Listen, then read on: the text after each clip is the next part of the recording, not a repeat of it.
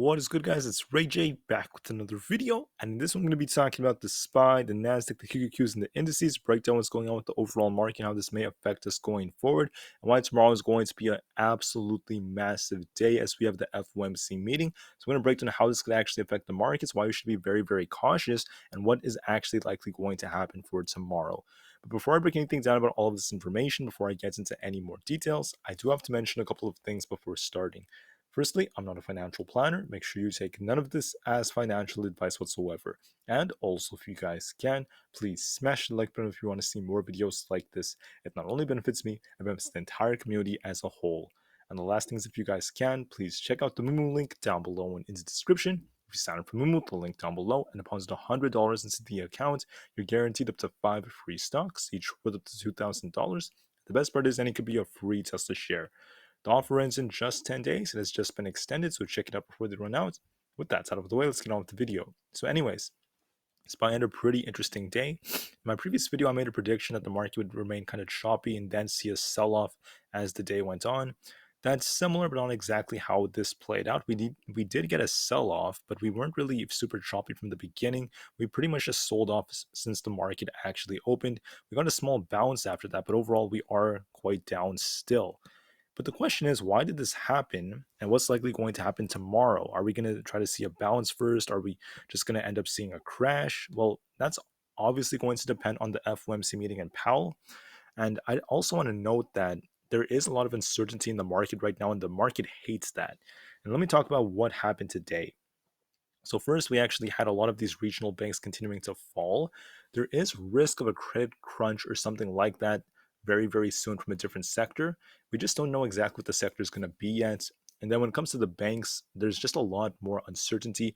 Banks are continuing to get hit, especially on the regional side, because of the rate hikes, and less people are depositing money, which is leading to more and more fear for the banks, and also less money being injected into the economy, because it's the banks that are constantly lending out this money, helping more businesses and people take on loans to spend more money, and we're seeing less and less of that.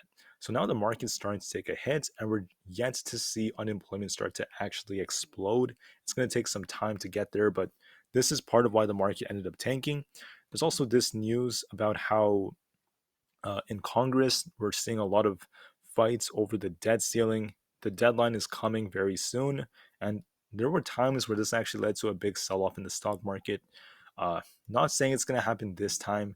I think that Jerome Powell might be asked about this, and if he says anything, it could actually be kind of positive, because the last time Jerome Powell did mention this, he was very, very optimistic, and he said that it will be raised. We're going to see the debt ceiling continue to increase because things will not function without it. So we'll see how that actually goes. And then when it comes to earnings, we have CVS and a couple of others for Wednesday. For Thursday, we have Aapl, Shopify, and Coinbase. Thursday is going to be big for earnings, but nothing too massive is coming out for tomorrow. But the biggest thing for tomorrow that makes tomorrow so crazy is going to be the FOMC meeting, and you have to be ready for this. Now, in the beginning, we're going to see some oil data, some PMI reports again coming out, which are not too crazy. We might see quite a bit of volatility because of that in the morning, but I believe that's going to lead to lots of choppy price action and some consolidation every now and then. And I think the market's just going to get ready for the big events. Then we're going to have the interest rate hike decision. There are two possibilities: either the Fed pauses or the Fed gives us 25 basis points. Now, at the time I'm recording this, the market is heavily getting ready for a 25 basis point rate hike. Now, given the fact that a lot of banks are starting to once again collapse, I don't know if I'm as certain about that happening, but I do believe the odds heavily favor it. Now, if the Fed pauses, there are two interpretations of this. The first one is the market may initially love it, start to rally off of it because it can be irrational, but it could also be a little concerning, because if the Fed has to now pause, that basically suggests that things are starting to break and we could be entering a recession, or we could already be in one. Now, why am I saying we could already be in one? Are we already in one? We could most likely be in a recession right now, but you have to look at this from the eyes of the market, right? And then on top of that, if we do get a 25 basis point rate hike, the market could still pump off of that because the market is expecting that. Now, what else is important is After the rate hike decision at about 2 o'clock p.m. Eastern Time, at 2:30 p.m., we have the FOMC press conference. Now, that's when Jerome Powell is going to be giving his speech. I think during the rate hike decision first, we might see the market pump off of it initially. This could be a trap, or it may just be what actually ends up continuing. We just don't know until the press conference at 2:30 p.m. Eastern Time. And then Powell is going to speak, okay? If Powell talks about the debt ceiling, I think this could be positive for the markets. Like I said, he's very confident in Congress eventually raising it. And then if he talks about a pause or anything, he hints at a pause. This could actually have an initial positive reaction from the markets, even though that does not guarantee the best of news for the economy. The market might actually like it in the beginning. However, if Powell remains kind of hawkish and does not even mention a pause, and he talks about how inflation is still too hot, because we're starting to see a core CPI, core PCE getting higher than those numbers alone. So core CPI is actually getting hotter than CPI itself. And then the same thing happened to PCE. Now, that's important because it suggests that we are starting to see some signs of a possible spike in inflation, especially because of the manufacturing numbers from yesterday. I don't know if Powell is going to say anything about that or if he's going to use the word disinflation again.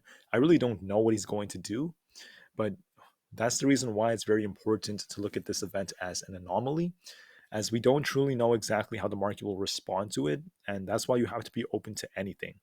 But I could just quickly talk about a couple of levels. If we're bullish, okay, if the market ends up pumping tomorrow after the madness, it's very possible for SPY to make its way back to the highs it made previously.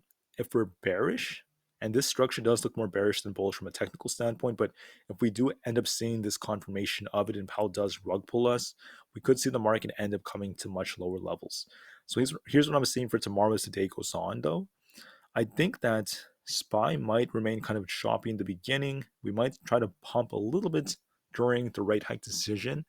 If they give us 25 basis points, the market could initially try to pump. If it's 50 basis points, not 50. If it is 50, we're going to see the market crash, which I highly doubt. And if we get a 0 basis point rate hike or a pause, the market might have an initial positive reaction to this. But then if Powell gives an explanation, things could change. So the odds favor us pumping around 2 o'clock p.m. tomorrow, Eastern time. And then that's not necessarily the end of the volatility, because at 2:30 p.m. we have the press conference.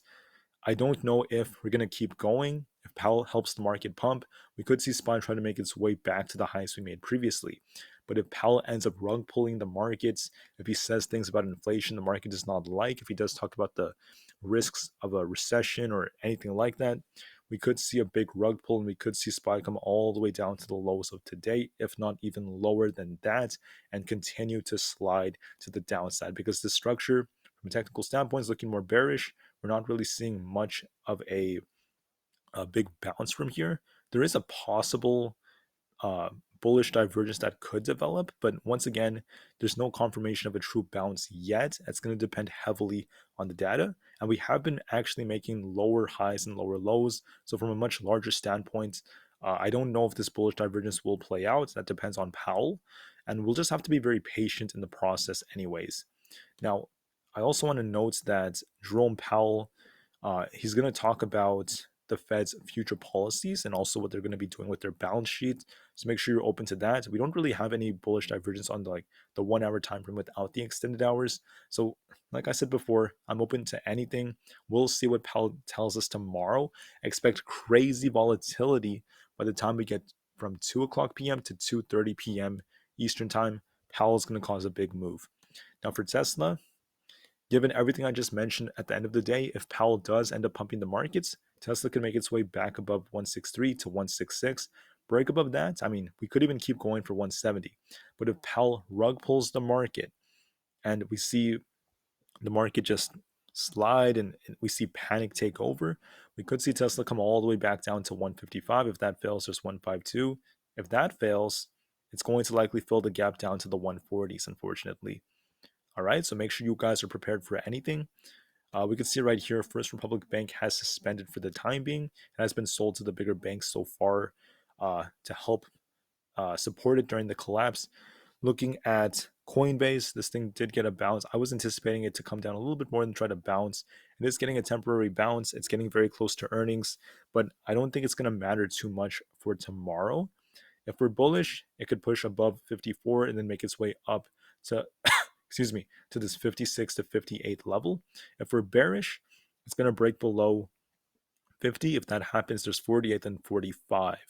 The dollar is pretty flat right now. It did try to break out a little bit, but it still is kind of flat. If the dollar gets a very bullish break tomorrow, after Jerome Powell hints new policy changes, this could actually be bearish for the stock market. But if the dollar ends up continuing to just trade sideways, this could actually help the market hold up. NEO is not looking good. Their deliveries report was not great, as I mentioned before. If we're bullish on NEO, I mean, I'm not really seeing too much bullish price action or too many indicators suggesting that. But if we are bullish, depending on Jerome Powell, we could see this approach 7.8, then hit the 50 EMA around almost $8. If we're bearish, it's going to break to new lows again. All right. For Microsoft, if we're bullish on Microsoft, it's going to fly for 309 plus. For bearish, it's going to come all the way back down to 300. I do once again expect or think it's very likely the market is going to pump approaching the rate hike decision. It's likely going to pump even through it, but then anything can really happen after the meeting from 2:30 p.m. Eastern time. The VIX, it's starting to break out, which is like really, really awesome. But if it closes up over 10%, the odds favor the market getting a bounce either on Wednesday or Thursday. If the VIX actually pumps a little bit more and closes to the upside, I think the market closes in just a couple of minutes. But because the VIX pumps so much, we tend to see the market try to get a rebound. I mean, at this point, yes, that is a possibility from a technical standpoint, but I just don't really want to be fixated on that because, once again, it all depends on Jerome Powell, what he actually says. There's not a whole lot going on the VIX. It is slowing down a bit, and I think it's just going to get very tight for tomorrow, and it's going to make a bigger move depending on what happens. Amazon, from my target was around this 102 to 100 level. We did come down, but we bounced, which is actually a little bit more strong than before what I was expecting. We do have a possible bullish divergence here, but once again, it also depends on what happens with the big meeting. If we're bullish, we're going to come up to fill this gap to 109. If we're bearish, it's going to come all the way back down below 100 into the high 90s. From a technical standpoint, it's looking bullish. We have a crossover on the PPO and a bullish divergence. But then again, technicals are not everything. The FOMC meeting is going to dictate us more regardless of that. Nvidia did almost exactly what I predicted. I told you we'd likely see downside for Nvidia. It would likely retest the 50 EMA on the 1 hour time frame. That is where Nvidia bounced, and we did close very close to 282. I think the market closes in about a minute. This is basically where we're closing. If we're bullish, if the market pumps, we could see Nvidia make its way back to this 289 zone. If we're bearish, it's going to come all the way down below 280, back into the 275 area, if not lower than that. For Aapl, for bullish, it's going to break 170 quite easily if Powell does pump the markets hard. It could even try to pump approaching earnings, but if it fails to do that and then Powell causes a rug pull, we could see Aapl come all the way back down to this 166 area. If that fails, there's 163.5. Now, I know you guys are probably looking at this from a technical standpoint, saying Aapl looks bearish. I could agree with you on that, but I do know one thing, and that is technicals are not everything for tomorrow. Sometimes very unexpected things could happen, so we have to be prepared and open-minded for that. I think AMD is reporting earnings today in a couple of hours. That's why it's green so far. We do have a bullish cross on the PPO, but I'm not too sure about what's going to happen going into tomorrow, because even if it does pump a bit, that will depend on what Powell says too. Kind of in the middle, if we're bullish, it's going to make its way closer to about 93 or even higher than that. If we're bearish, it's going to come well below 88 into the 85 area. Could end up retesting 84 then 80. For Meta, it came down as I predicted below 240, but it actually held up very close to the excuse me, sorry guys, very close to where the 50 EMA happens to be. We do have a possible bullish divergence developing on Meta, but once again, this is just what technicals are telling us. There's no guarantees, nothing can be guaranteed right now. It really depends on Powell. 10-year treasury yield came down, which is kind of ironic because this typically is inversely correlated with the overall market. If it comes up to fill this gap, that's going to be bearish for the market. If it comes down to 33.75 and continues to drop, that will be bullish for the stock market. It is dead in the center at 34. So really, it's just one of those events where we'd have to wait and see how this goes to make further assessments. All right, guys. So I thank you all for listening. Like I said before, I'm anticipating some chop in the morning, a bit of a pump as we approach the rate hike decision. I think it's very likely the rate hike decision could lead to a pump too.